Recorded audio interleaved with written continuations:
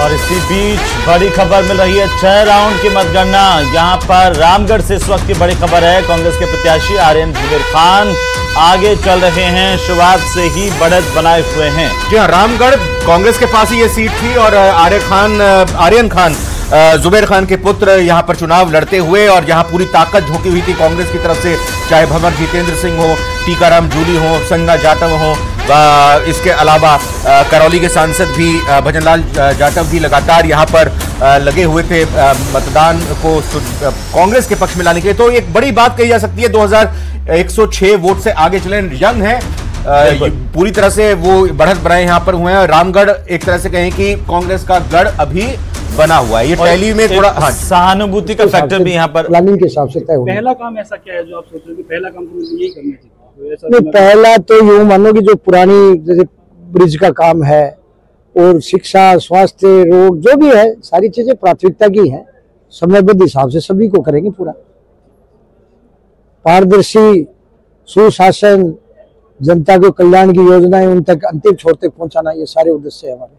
जनता ने इस बार विकास के मुद्दे को वोट दिया है, विकास को दिया है। भारतीय जनता पार्टी की रीति नीति में विश्वास है और माननीय मोदी जी और भजनलाल जी का जो विकास के नए नए आयाम स्थापित कर रहे हैं और 2047 का जो विकसित भारत का संकल्प है, उस चीज को सफल बनाने के लिए वोट दिया। बिल्कुल 11 राउंड की मतगणना पूरी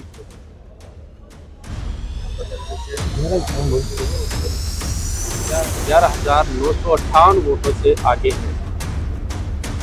कनेक्ट तो नहीं किया।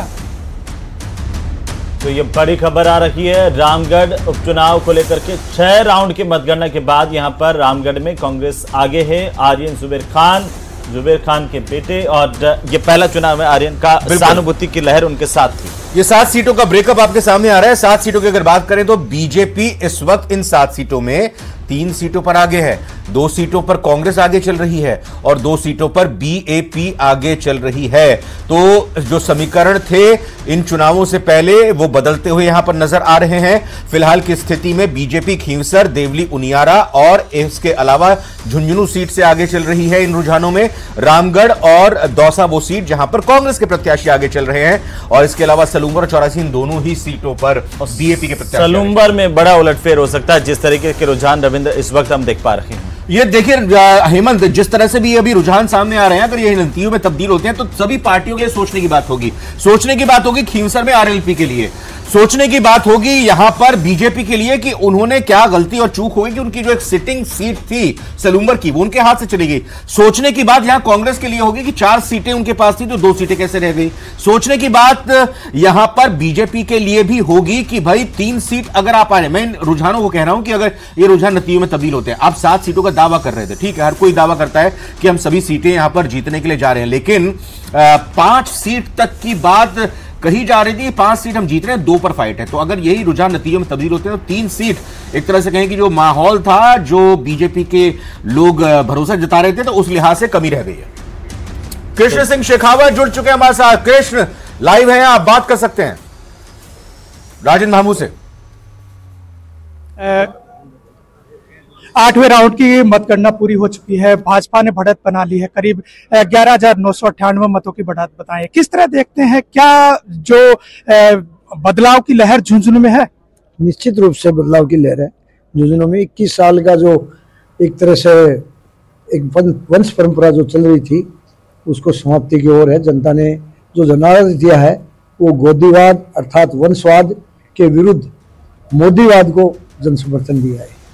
एक बड़ा उलटफेर देखने को मिल रहा है, कांग्रेस 3रे स्थान पे चली गई है। आपका और राजेंद्र गुड़ा का मुकाबला है। नहीं, मुकाबला तो मैं पहले भी आप लोगों से निवेदन किया है कि भारतीय जनता पार्टी तो सीधी सपाट जीत रही है और दूसरे और तीसरे नंबर के लिए इन लोगों का मुकाबला है। ये जाने, हमारा कोई विषय नहीं है कौन सेकंड आएगा कौन। भारतीय जनता पार्टी तो 50% मत लेके पहले अपने आप में विजयी हो रही है।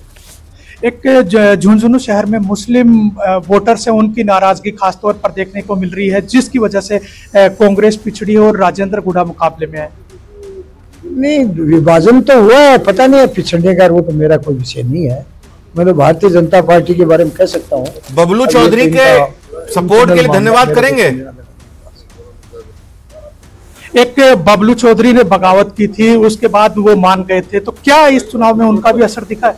नहीं, बबलू चौधरी का अकेले का कोई मतलब नहीं। भारतीय जनता पार्टी जब से टिकट वितरण हुआ है तब से एक मुखी है और अंतिम दिन तक और आज तक हमेशा ही एक मुखी है। जहां तक टिकट मांगने का सवाल है, लोकतांत्रिक पार्टी है। अगर जीते तो उम्मीद करते हैं पार्टी इससे कोई नई और बड़ी जिम्मेदारी मिल सकती है। सभी लोगों ने बड़े अपनी ऊर्जा का पूरा प्रयोग करते हुए भारतीय जनता पार्टी के समर्थन में खूब प्रचार प्रसार किया है और उसको मत में भी तब्दील किया है। ओला परिवार के जो यहाँ पर दबदबा रहा है उसको खत्म करते हुए अगर आप जीतते हैं तो क्या भाजपा सरकार में बड़ी जिम्मेदारी मिलने की उम्मीद करते हैं? नहीं, मेरा कोई विषय नहीं है। भारतीय जनता पार्टी का सिपाही हूँ, वो जैसा आदेश देगी जो मेरे को वही मैं काम करूंगा। मैं तो एक साधारण कार्यकर्ता। क्या कुछ विजन रहेगा झुंझुनू के विकास को लेकर? पहला विजन तो ये है कि पिछले 20 साल से यहाँ यथास्थिति बनी रही है, उसको खत्म करके झुंझुनू को विकास की डगर पे ले जाएंगे। उसमें चाहे शिक्षा हो, स्वास्थ्य हो, यमुना जल समझौते को शीघ्र लागू कराना और सिंचाई के लिए भी पानी को यहाँ लाना हमारी प्राथमिकता रहेगी। उसके अलावा शिक्षा, सड़क, स्वास्थ्य, रोजगार, शिक्षण संस्थानों में सुधार, ये सारी प्राथमिकताएं रहेगी। इस सीट को जो भाजपा ने वो गंभीरता से लिया। आपके नॉमिनेशन में भी सीएम भजनलाल शर्मा आए थे, फिर सुल्ताना कस्बे में भी बड़ी जनसभा की थी। क्या मानते हैं उन्हीं के दौरे लगातार प्रभावित? मैं तो सबसे पहले तो मेरे केंद्रीय और प्रदेश नेतृत्व को धन्यवाद और आभार व्यक्त करना चाहूँगा कि सबसे बड़ी लोकतांत्रिक पार्टी में मुझे प्रत्याशी बनाया। उसके अलावा माननीय भजनलाल जी ने बजट घोषणा में झुंझुनू को आने की सौगात दी और चुनाव में भी उन्होंने हमारी विधानसभा को प्राथमिकताएं देते हुए 2 बार उन्होंने बड़ी सभाएं की और दिन रात करके वो डेली फीडबैक लेते रहे और काफ़ी मुस्तैदी से हमारे लिए काम किया। और वैसे पूरी भारतीय जनता पार्टी केंद्रीय नेतृत्व और प्रदेश के नेताओं का मैं बड़ा आभारी हूँ। इस समय पर उन्होंने पूरा सहयोग मेरे को किया। एक हर चुनाव में यमुना का मुद्दा हावी रहता है, इस चुनाव में भी यमुना का मुद्दा हावी था। क्या कुछ रहेगा यमुना का पानी झुंझुनू को लाने को लेकर? क्योंकि 1994 में यमुना जल समझौता हुआ था, उसके बाद लगातार जनता उम्मीद पाले बैठी है। चुनाव में मुद्दा बनता है, उसके बाद मुद्दा गौण हो जाता है। ये तो 30 साल तक स्वर्गीय श्रीमान सीसाराम जी ओला की राजनीति थी, जो नहर के नाम पे सदा ही लोगों को भ्रमित करके वोट मांगते रहे और जनता ये भी कह रहे हैं। कृष्ण, जवाब पूरा सुन लीजिएगा कि भाई डोटासरा और ओला परिवार के बीच की तनातनी के कारण राजेंद्र भांगू आगे बढ़ रहे हैं, ये सवाल लीजिएगा।